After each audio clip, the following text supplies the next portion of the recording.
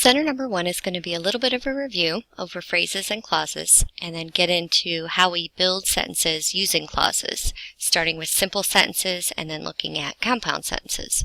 So I would like for you to have a highlighter, and you have a handout like this at your seat. It has a front and a back, and it's on a bright red paper, I believe. So you might want to make sure that the highlighter you're using is going to show up well. But I want you to add some extra information so that you know what to look for as you look at each of these definitions or these terms. So the first term we're going to look at is a phrase. We've spent some time talking about this before break and then did a review last week, but a phrase is a group of words. We have separated them into 4 types of phrases. All of these are phrases we studied before break, so it's just review. And the first is a prepositional phrase. Whenever we see prepositional phrases, we always highlight them. They start with a preposition and they end with a noun, and they're not allowed to have verbs in there. For an infinitive, we always put them in brackets, and that's to plus a verb. And that's how we show them. But it's a phrase because it's more than one word, but it doesn't express, it doesn't have a subject and a verb. It only has the verb in there. And a positive, we're looking for a noun followed immediately by a comma with a phrase that describes, and that phrase is actually the appositive that describes the noun. Mrs. Culleton, comma, a teacher in 7th grade. And then we've got a verb phrase, and that starts with a helping verb. And that is the list that we memorized and had a quiz on right before break.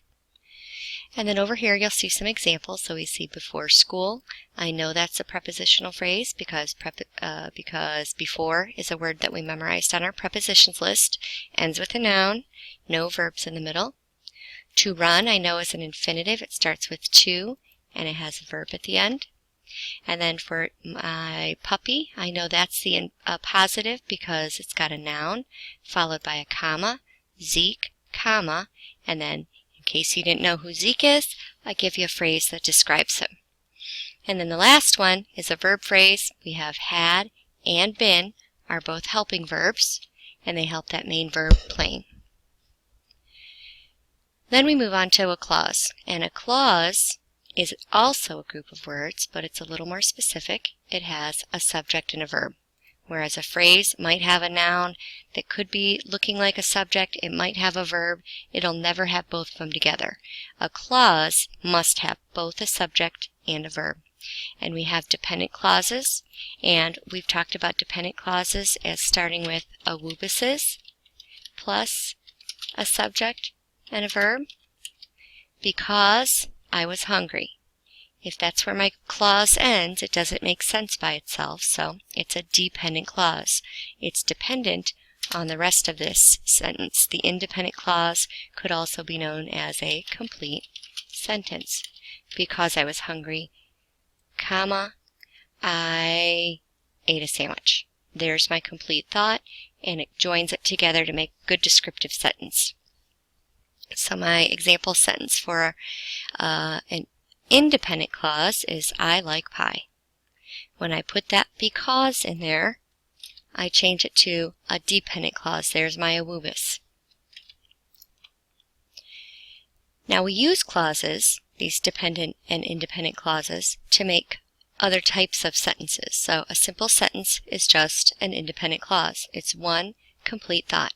I ate pie. We can add as many phrases to the front or in the middle or the end of it, but in the end, the sentence itself is I ate pie, and that's one complete thought, one subject I, and one verb ate. I could make a compound sentence by taking 2 complete thoughts and joining them together, and we can do that in 2 ways. One of them is to join them with a comma and a fanboy, and that's our mnemonic to remember for, and, nor, but, or, and yet.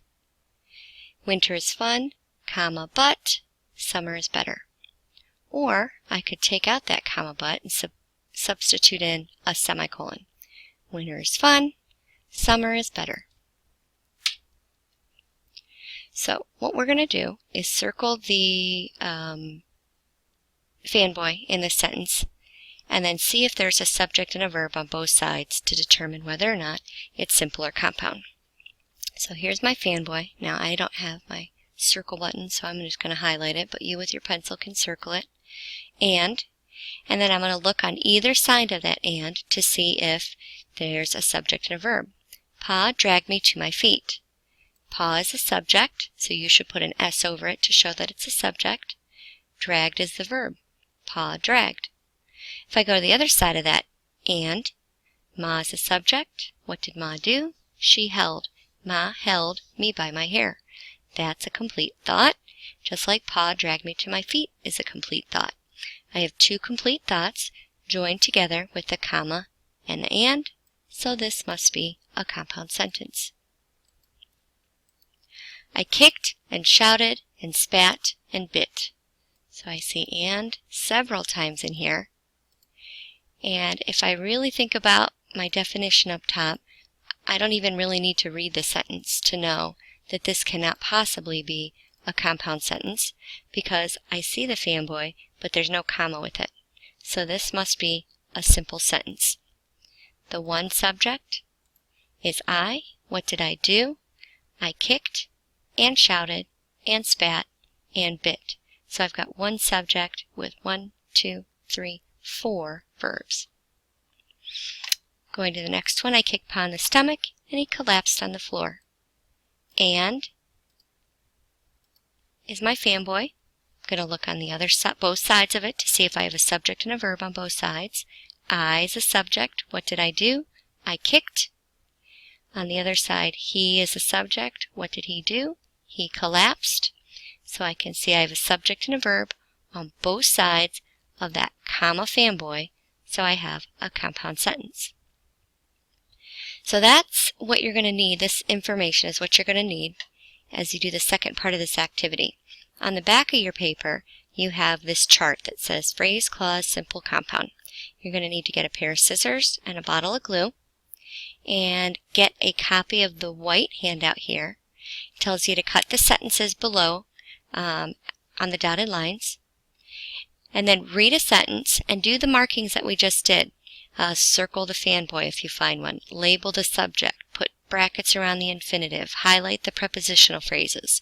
And try to figure out whether each of these sentences is a phrase, a clause, a simple sentence, or a compound sentence.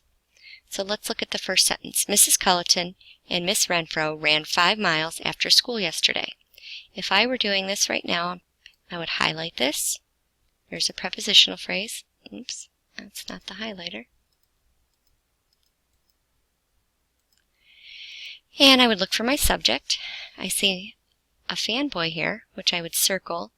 And I know that if it's a compound sentence, there should be a comma with it. And I don't see a comma, so I know it's not a compound sentence. I see Mrs. Culleton as a subject and Mrs. Renfro as another subject. What did they do? They ran. So this looks to me like it's a simple sentence. It expresses a complete thought. It's got a subject and a verb. And so I would put this whole box, cut it out, and put it here under simple sentence. Okay? So you're going to continue doing this. You may work with the people in your group as long as you're focused on what you're supposed to be doing and helping each other. And then when you finish, you need to turn this handout in, making sure that you put your name on it.